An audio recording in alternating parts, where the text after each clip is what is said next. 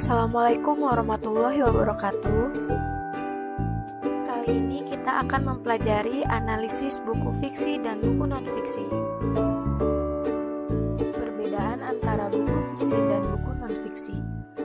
Fiksi itu tidak berdasarkan kenyataan, bisa juga dikatakan imajinatif. Jadi, buku fiksi adalah karya penulis yang di dalamnya terdapat cerita yang imajinatif, tidak sesuai kenyataan, dan tidak bisa dibuktikan.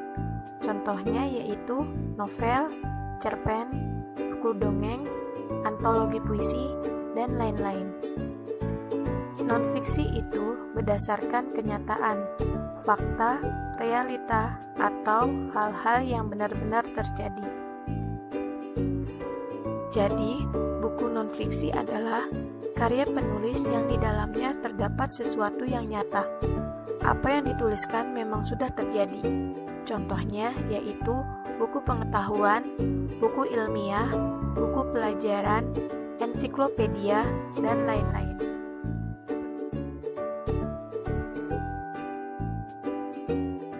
Unsur-unsur buku fiksi.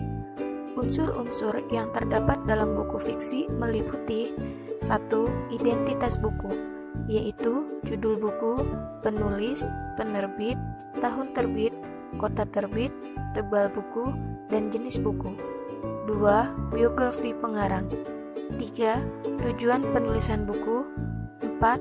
Ringkasan buku atau sinopsis buku. 5. Unsur intrinsik. 6. Keunggulan dan kelemahan buku. 7. Kesimpulan.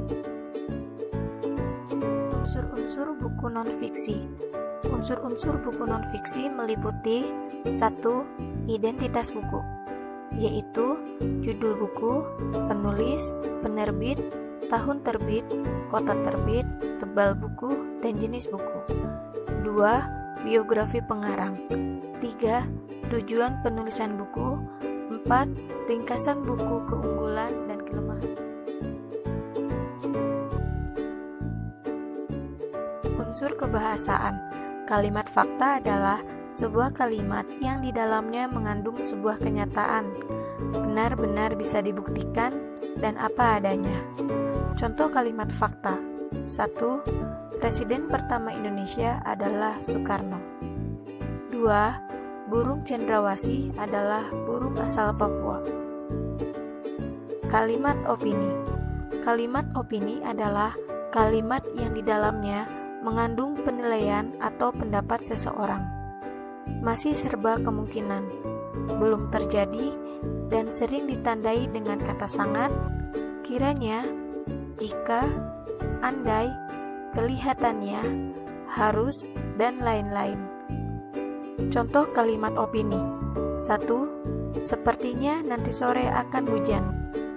2. Untuk mengobati sakit kepala yang secara alami, menurut saya adalah banyak minum air putih. Unsur kebahasaan. Ungkapan atau frasa idiomatik adalah gabungan dua kata atau lebih yang mempunyai makna baru. Biasanya, makna yang timbul bukan makna yang sebenarnya dan tidak ada hubungan dengan kata yang membentuknya. Contoh kata ungkapan. 1. Banting tulang, kerja keras. 2. Gulung tikar atau bangkrut. 3. Angkat kaki, pergi. 4. Jago merah, artinya api kebakaran. 5. Bunga tidur, artinya mimpi. Teknik membaca. 1. Membaca memindai atau scanning. Teknik membaca scanning adalah teknik membaca untuk mendapatkan informasi yang dibutuhkan tanpa membaca yang lain-lain secara cepat dan tepat. Tujuan membaca dengan teknik ini yaitu menemukan informasi yang diperlukan secara cepat dan tepat dari indeks buku. Membaca dengan teknik ini digunakan ketika orang membaca buku telepon, kamus, dan lain-lain. 2. Teknik membaca shared reading. Teknik ini adalah teknik membaca yang bertujuan agar siswa dapat memahami sebuah wacana utuh berlandaskan kerjasama atau saling berbagi informasi. Langkah-langkah penggunaan teknik ini yaitu 1. Tahap prabaca, 2. Tahap membaca, 3. Tahap pasca baca. Menanggapi buku fiksi dan non-fiksi, resensi adalah memberikan penilaian terhadap isi buku. Biasanya, kita dalam memberikan penilaian menggunakan tanggapan yang baik dan kritik membangun. Tanggapan adalah sebuah respon atas fakta yang ada. Biasanya dapat berupa tanggapan positif atau tanggapan negatif. Berikut adalah hal-hal yang terdapat dalam sebuah resensi buku. 1. Identitas buku, 2. Deskripsi cover buku, 3. Kepengarangan, 4. Sinopsis, 5. Penilaian buku, 6. Tanggapan terhadap isi buku, 7. Kesimpulan.